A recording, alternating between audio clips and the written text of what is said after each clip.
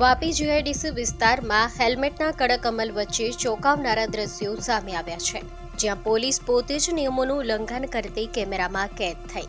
સવાલ એ ઊભો થાય છે કે જો કાયદાનું પાલન કરાવનારા કાયદાનું પાલન ન કરે અને પોતે હેલ્મેટ ન પહેરે તો સામાન્ય જનતા પાસે કયા મોઢે નિયમોનું પાલન કરાવશે? શું કાયદો માત્ર સામાન્ય નાગરિકોના ખિસ્સા ખંખેરવા માટે જ છે? નમસ્કાર મિત્રો, આપ જોઈ રહ્યા છો સતડે ન્યૂઝ વાપી। હાલ એક પરિપત્ર બહાર આવ્યો છે જે કે ગુજરાત રાજ્યભરમાં લાગુ થયો છે।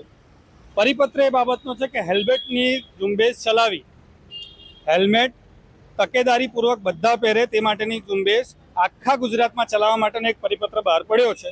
એમાં વાપી પણ આવતું હશે। અમે અહીં આજે ઊભા છે ગુંજન 4 રસ્તા પાસે।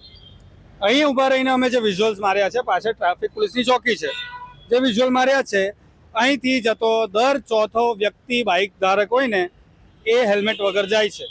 દર્શકો ઘણા લોકો જે કોમેન્ટ કરશે ને, અમને ધ્યાનમાં છે કે બાકી બધું ચાલે છે તેના પર ધ્યાન આપો નહીં, પરંતુ આ અમારે એટલે કરવું પડે છે કારણ કે અમને 1-2 દિવસથી જે ન્યૂઝો ચાલે છે ને બરાબરની, એમાં એમ કહેવામાં આવે છે કે સરકારી કચેરીઓમાંથી અમે શરૂઆત કરશું, પહેલાં ઘર સાફ કરશું ને પછી બહારવાળાઓને દંડ વસૂલશું।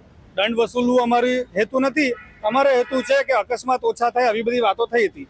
જો એ જ હેતુ હોય તો મારું એ સવાલ છે કે અહીંયાથી દર ચોથી બાઇક જે અમે જોઈ રહ્યા છે, કોઈ 4 વ્હીલ 4 સવારી જઈ રહ્યું છે, હેલ્મેટ તો કોઈ પહેરતું જ નથી। પિલિયન રાઇડરની પણ વાત થઈ। પિલિયન રાઇડર એટલે કે પાછળ બેસેલા રાઇડરને પણ હેલ્મેટ પહેરવાની ફરજ પાડવાની વાત થઈ હતી, એ તો ભૂલી જ જાઓ। આ જો કાકા જતા છે, નથી હેલ્મેટ। એ સિવાય તમે જોશો ને 10 થી 20 100 બાઇક જો અહીંયાથી પસાર થશે તો તેમાંથી કમસે કમ 40 લોકોએ હેલ્મેટ નથી પહેરેલા હોતા। સવાલ પબ્લિકને હેરાન કરવા માટે અમે નથી પૂછી રહ્યા, સવાલ એ માટે પૂછી રહ્યા છે કે પ્રચાર પ્રસારમાં જે મોટી મોટી વાતો થાય છે અને 30 તારીખે જે પરિપત્ર જાહેર થયું છે તેની અમલવારી શું વાપીમાં નથી કરવાની? એવો કોઈ એક્સેપ્શન આપવામાં આવેલો છે? અને જો નથી થઈ રહ્યું તો ક્યારે કરવાનું છે? સેફટીની જ જો વાત હોય તો સેફટી દરરોજ ના લાગુ પડે, એક દિવસની તો વાત નથી। પાછળ જે ટ્રાફિક પોલીસની ચોકી જોવો છો ને, અહીં બાજુમાં પાર્કિંગ જેવી થોડી ઘણી વ્યવસ્થા છે। ઘણા લોકો તો હેલ્મેટ પહેર્યા વગર આવે ને અહીંયા પાર્કિંગ પણ કરી જાય છે।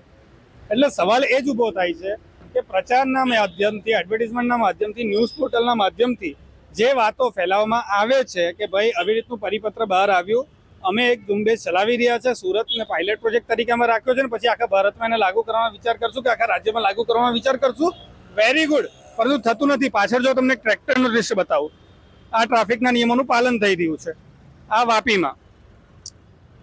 મિત્રો, આવી તો ઘણી બધી બાબતો છે, પરંતુ હાલ અમે જે પરિપત્ર 30 તારીખે બહાર પડ્યું છે એ જ બાબતે અહીં આવેલા છીએ જોવા માટે કેટલું લાગુ થઈ રહ્યું છે। સરકારી પરિપત્ર છે, પોલીસ વડાનું પરિપત્ર છે, દરેક પોલીસ ચોકીને લાગુ પડતું પરિપત્ર છે।